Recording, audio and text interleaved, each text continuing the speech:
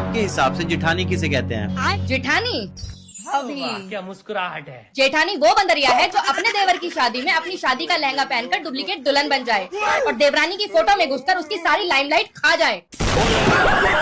यही नहीं, अभी और सुनिए। जेठानी वो होती है जो चाहती है कि जो जुल्म उसके साथ 18 साल पहले हुए वही सेम देवरानी के साथ किए जाएं। तो क्या हो रहा है? जेठानी वो होती है जो काम के वक्त हमेशा गायब और वाहवाही के टाइम पर हमेशा प्रकट हो जाए। जेठानी वो होती है जिसे अपनी औलाद हमेशा होशियार और देवरानी के बच्चे हमेशा गवार नजर आते हैं। जेठानी वो होती है जिसे अपना भाई राम और देवरानी का भाई हमेशा रावण नजर आता है।